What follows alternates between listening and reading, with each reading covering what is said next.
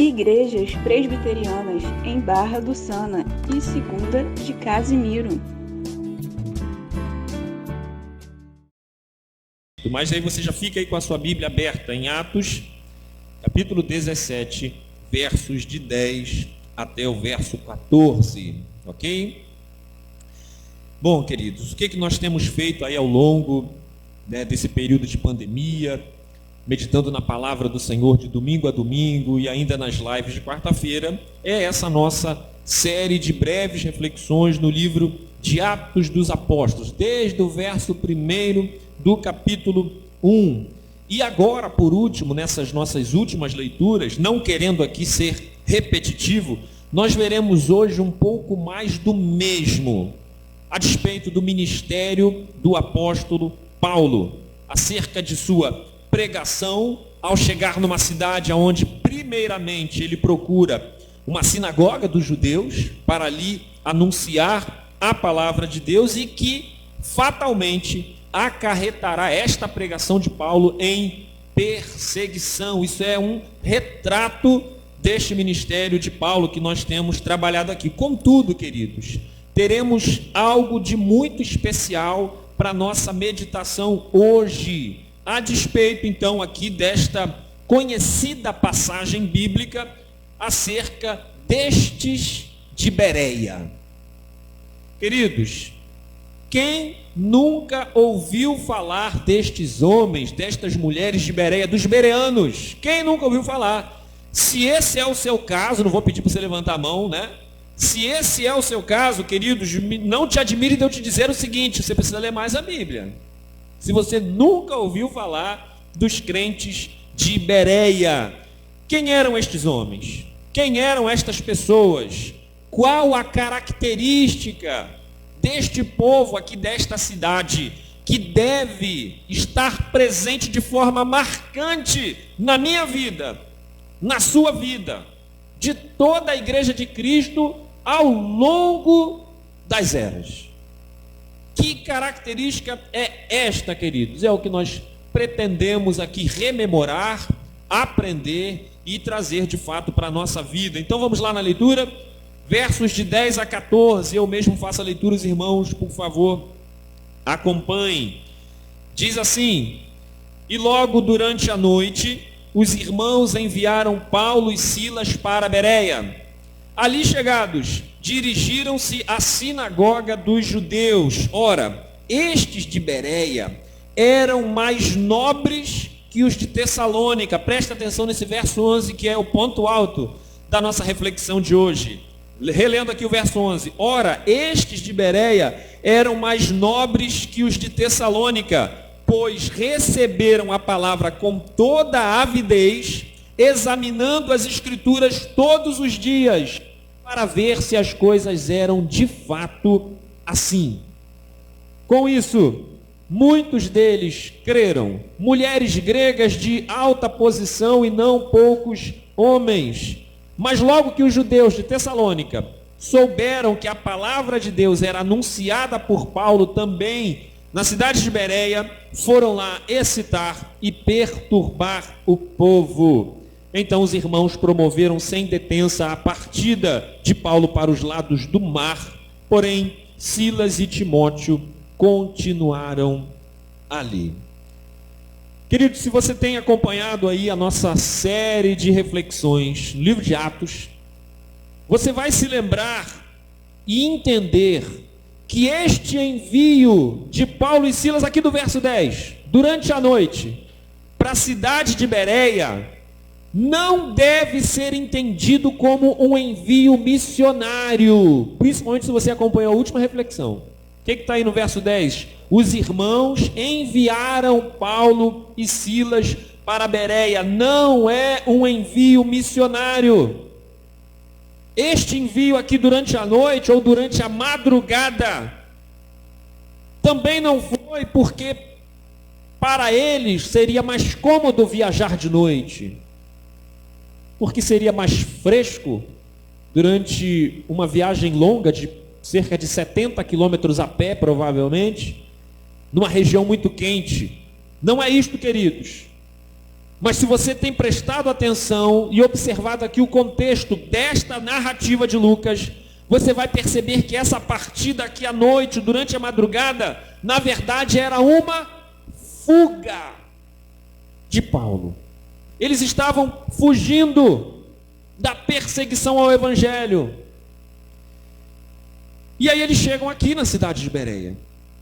Aonde, queridos, nós conseguimos entender que na cabeça de Paulo, principalmente, ele está chegando em mais uma cidade, em mais um lugar que necessita da pregação do evangelho. Este é o olhar de Paulo. Paulo e Silas entendem mais, eles entendem que tem mais uma oportunidade de falar do amor de Deus em Cristo Jesus, por vezes diferentes das nossas vidas. Porque por vezes temos oportunidades o tempo todo, diariamente, de falar do amor de Deus e nós não fazemos. E aqui nós vemos o olhar deles. Em cada cidade, imediatamente, queridos, e é o que nós vemos aqui. Imediatamente eles se dispõem, naquele método que nós já aprendemos aqui. Está baixo o microfone, filho? Tá. Eles se dispõem imediatamente a fazerem aqui aquilo que nós já aprendemos como um método de Paulo de anunciar o evangelho nas cidades. Qual é esse método? Eles chegam e procuram imediatamente uma sinagoga dos judeus para ali compartilharem da palavra de Deus. E é agora então, queridos, que nós vamos entrar num dos versos mais importantes, eu diria, do Novo Testamento, que é o verso 11 desse capítulo 17, aonde nós encontraremos aqui uma característica destes de Bereia, que, como nós dissemos aqui no início, deve ser uma característica marcante da minha vida, marcante da sua vida, marcante de toda a igreja, em todas as épocas, que é a característica que leva estes homens a lidar com o ouvir e o receber da pregação do evangelho. A forma com que eles ouvem e recebem o evangelho. Aprenderemos aqui nesse verso 11 em como você deve lidar com a pregação. Como neste momento eu estou aqui pregando o evangelho, e quanto a você, como que você deve se apresentar a ouvir, por exemplo, aqui as palavras que estão saindo da minha boca. Vamos lá então.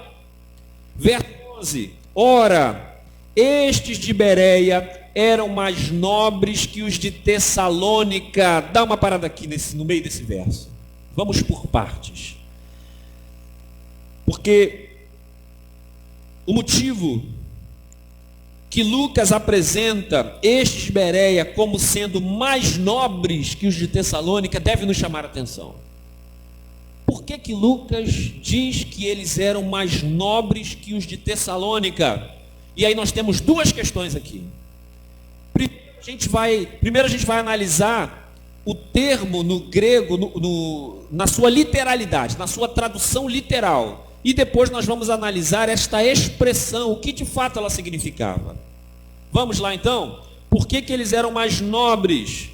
Mais nobre aqui, literalmente, significa uma certa nobreza de nascimento, uma elevada posição numa sociedade. A gente não costuma usar a seguinte expressão: olha, fulano nasceu em berço de ouro. O que a gente quer dizer com isso? Nasceu numa família rica, estruturada, com uma boa condição. E isto aqui estaria relacionado, queridos, a uma questão de acesso à educação. Eu vou explicar por quê. Então eles eram mais nobres porque eles tinham melhores acessos do que outras cidades, do que outros povos, a despeito de educação, de conhecimento.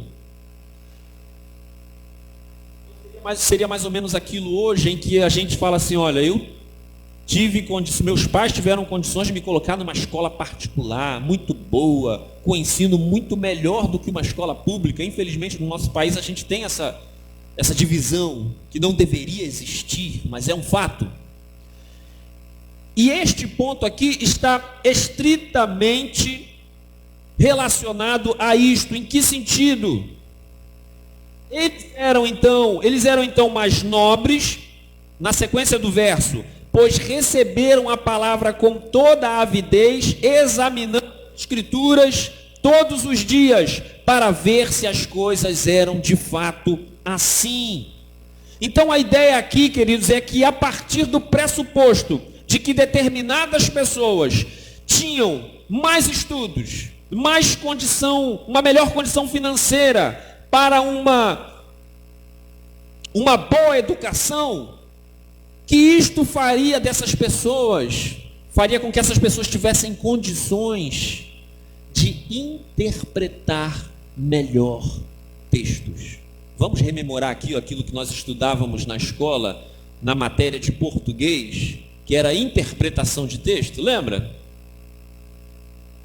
A professora dava um texto para a gente e ela fazia perguntas ao texto, né? E a gente tinha que responder, não era assim? Quem que é o personagem principal desse texto? Qual era a intenção do personagem ao dizer isso? Lembra?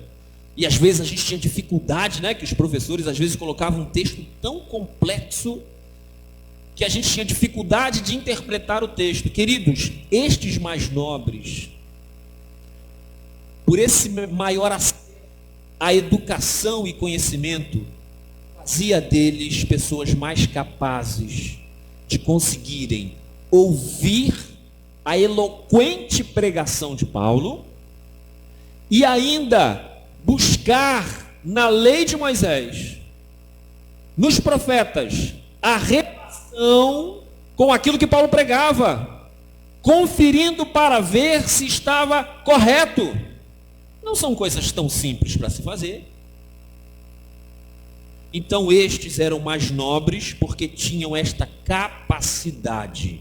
Queridos, se é que você está me entendendo, talvez surja aqui a seguinte pergunta: pastor, nós temos um problema. Nós vivemos num país pobre, de terceiro mundo, com pouco acesso à educação. Não é verdade, queridos? Então, pastor, o senhor está querendo dizer que por conta disso nós seremos piores crentes do que aqueles que são ricos? Que têm uma condição melhor de ter um melhor acesso à educação, a melhores escolas e por aí vai? Queridos, eu quero responder da seguinte maneira: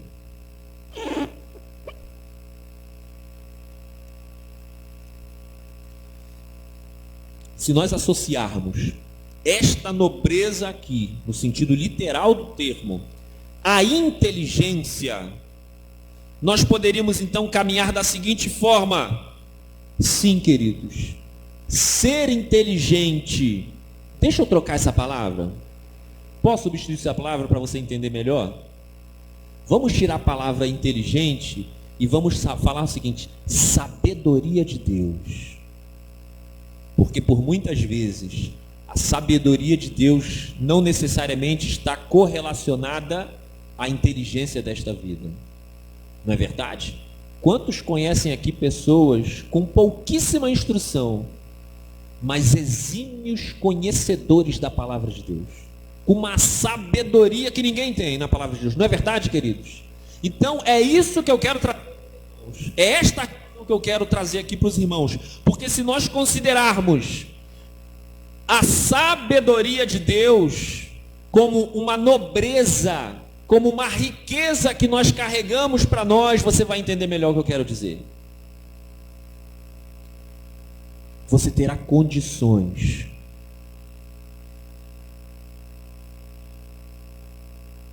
de ter uma vida preciosa em Deus,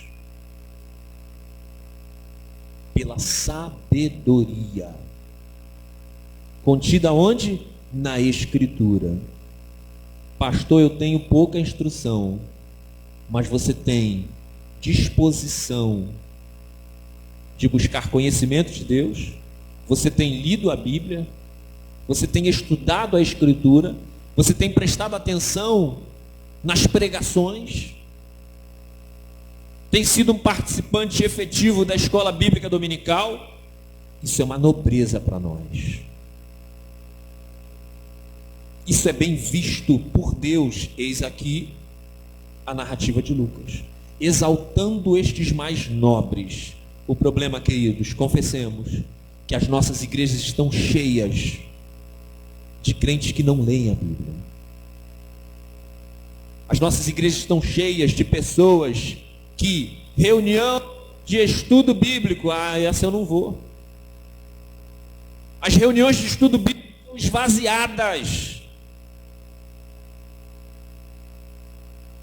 E aí depois, queridos, quando as tribulações vêm, quando as dificuldades da vida aparecem, tais crentes não sabem lidar com essas coisas. E aí virão as murmurações, as inquietações, as tristezas, as decepções contra Deus. Porque não aprenderam, porque não buscaram o conhecimento de Deus. Precisamos nos aplicar em esta sabedoria que vem do alto, até porque isto é um chamado de Deus para todo crente. O Senhor nos chama na Escritura o tempo todo para buscar dele conhecimento. Inclusive, o verbo buscar na Bíblia, tanto no Antigo Testamento no hebraico, quanto no Novo Testamento no grego, é um dos verbos mais usuais na Escritura. E aí eu te pergunto, o que é buscar a Deus? O problema é que tem gente que acha que buscar a Deus é como você vai buscar alguém que está passando ali na esquina, vou lá buscar fulano, e só ir até a pessoa. Não é isso, queridos. O verbo buscar na Escritura está completamente relacionado à ideia de buscar conhecimento. Eu preciso conhecer o caráter do meu Deus. Quem é este Senhor que me criou, que me salvou, que tem sustentado a minha vida? Portanto, esses crentes de Bereia nos ensinam isto, queridos. Esta busca pela sabedoria, que é agora a segunda forma de nós olharmos para esta expressão, mais nobres. Nós falamos no sentido literal. Agora nós vamos falar a respeito de como esta expressão era vista aqui no contexto da época. E aí, no contexto da época, ser mais nobre significava ter uma mente receptiva. Por isso aqui o sentido do texto quando diz que eles com avidez, desejosos, receberam a palavra desejosos, desejosos de serem edificados, de conhecerem o teor deste mistério da palavra de Deus, demonstrando em suas vidas sede de conhecimento de Deus, como nós lemos aqui no início, no Salmo de número 42. A minha alma tem sede do Deus vivo, um desejo enorme, uma ansiedade, no melhor sentido da palavra. Por exemplo, de num culto, o crente aguardar o momento da pregação. Mas você também já percebeu como que por vezes nas nossas igrejas esse é um momento desprezado pelos irmãos? Quantos crentes chegam no culto alegres, porque no início é momento de louvor, cantam, se alegram, pulam, mas no momento da pregação, quantos crentes olham para o relógio? Será que vai demorar muito? Vai passar o meu ônibus? A despeito, queridos, deste desejo do conhecimento de Deus, eu queria trazer essa figura para os irmãos. Quando nós estamos doentes, nós procuramos quem? Os médicos, não é isso? E aí, quando você entra lá no consultório do médico, o que é a primeira coisa que o médico faz? Senta aí, e o que você está sentindo? Não é assim? Tati, chega aí, Tati, senta aqui, pois não, o que você tem sentido? E aí a Maeli lá no consultório vai dizer, olha, doutor, eu estou sentindo isso, é minha perna, é a pressão, é sei lá o quê. E vai contar, e vai fazer um histórico, né? E o médico vai perguntar, e sua alimentação como é que está? O que você tem comido? E aí a pessoa vai fazendo um histórico, não é assim? A gente vai descarregando tudo no médico para ele entender o nosso problema. Não é assim que fazemos? E aí depois de todo esse histórico, chega a hora do médico. E o que o médico vai fazer agora? Ele vai trazer as instruções, apresentar um possível diagnóstico e inclusive receitar remédios, não é assim?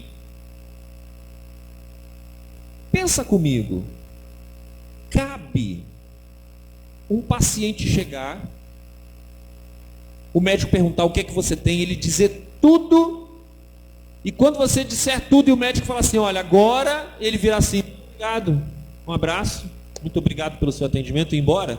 Tem sentido? Tem sentido? Não. Interessante. De certa forma, assim é o nosso culto em nossas igrejas. Nós chegamos, falamos muito, oramos a Deus, oramos ao Senhor, cantamos, expressamos a nossa gratidão, nosso louvor, apresentamos as nossas petições. É a hora de falarmos, não é verdade? E aí quando chegamos no momento da pregação da palavra, é hora do médico trazer as instruções. É hora de Deus falar. E aí a gente tem feito como aquele paciente louco. Na hora que o médico vai trazer as instruções, ele vai embora. A maioria dos crentes não vai embora do culto no meio da pregação. Ele fica, mas a sua mente não. Está distante, pensando em milhões de coisas, deixando de ouvir a voz de Deus. Veja então, queridos, que de Bereia, estes homens de Bereia tinham sede de Deus e conferiam tudo na Bíblia.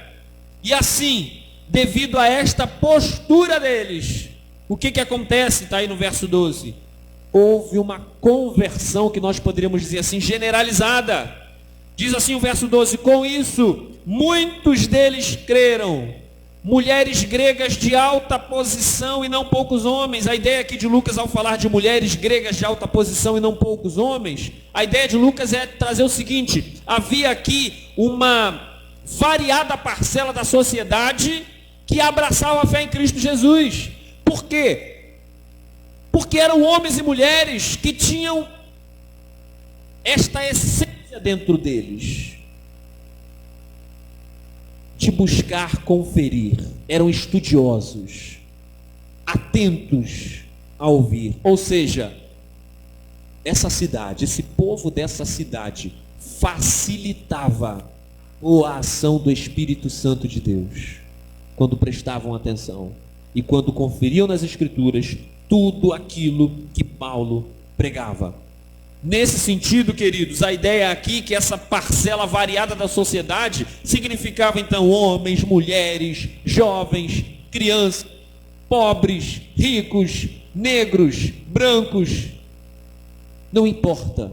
O que importa é se há um coração pronto a ouvir, sedento de Deus, e uma mente inteligente ou sábia, no sentido de procurar conferir a palavra de Deus para ver se aquilo que Paulo pregava de fato era a verdade divina. Que característica preciosa na vida deste povo, ao ponto de ter sido exaltada aqui na Escritura, sendo trazida aqui na narrativa de Lucas. Versos 13 e 14 nós encerraremos, quando se diz aqui, mas logo que os judeus de Tessalônica souberam que a palavra de Deus era anunciada por Paulo, também em Bereia, foram lá excitar e perturbar o povo. Então, os irmãos promoveram sem detença a partida de Paulo para os lados do mar.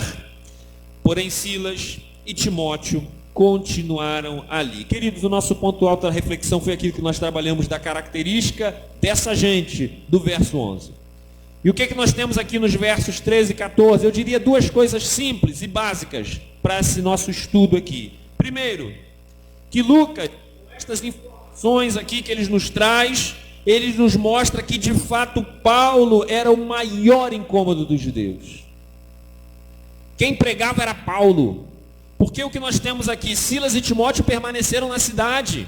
E a perseguição era o seguinte: nós queremos Paulo. Por que Paulo? Porque Paulo era quem pregava. Porque Paulo é quem tomava sempre a palavra. É através da pregação de Paulo que as multidões se convertiam. Então eles queriam apenas Paulo. Uma segunda coisa aqui que nos serve, queridos, para essa nossa série de breves estudos, é que esse verso 13 e 14 nos ajuda a introduzir aquilo que nós trataremos na nossa próxima reflexão, que é quando Paulo, mais uma vez, tem de fugir, e agora ele foge para Atenas, na Grécia. E chegando lá, ele se depara com uma situação dificílima, complexa. Um povo cheio de idolatria e ao mesmo tempo a filosofia grega no seu grande momento. Então Paulo sente-se completamente desafiado a anunciar o evangelho com sabedoria, obviamente, diante desta realidade. Pessoas sábias, cheias de filosofia, e pessoas idólatras, com as suas já cativas a outros deuses. E aí Paulo então sente-se na necessidade de chamar aquela comitiva dele, que ficaram lá em Bereia: vem para cá, eu preciso de ajuda, eu preciso que vocês me ajudem, não apenas nas orações, mas principalmente em estratégias de trabalhar o evangelho aqui em Atenas. Ok, queridos? Que o Senhor nos abençoe nesta noite. Que o Senhor faça queimar em nós essa característica que deve ser marcante na igreja. A inteligência, lembra que nós trocamos aqui para facilitar o nosso entendimento? A sabedoria deve ser uma busca constante na nossa vida. E esta sabedoria, ela está estritamente relacionada à Escritura, ao nosso contato com a Escritura. Estes de Bereia não receberam a palavra de Paulo de imediato, mas você já viu que nos dias de hoje as coisas são diferentes? Basta um homem vestir-se de terno e gravata, impor autoridade, falar bonito, que as pessoas ouvem. Eis aí o motivo de tantas pessoas se decepcionarem com o evangelho, porque deram ouvidos a qualquer um que se diz pastor, profeta, apóstolo, seja lá o que for. Porque se tivessem, peraí pastor, um minuto, o que o senhor falou? Deixa eu conferir aqui na palavra, porque eu acho que eu ouvi uma vez na escola dominical que não é bem assim. Ah, se fizéssemos isso, meus queridos, como que seria diferente? Como que teríamos igrejas mais saudáveis? Ou como diz aqui Lucas, mais nobres, no sentido desse conhecimento. Amém? Igrejas Presbiterianas em Barra do Sana e Segunda de Casimiro.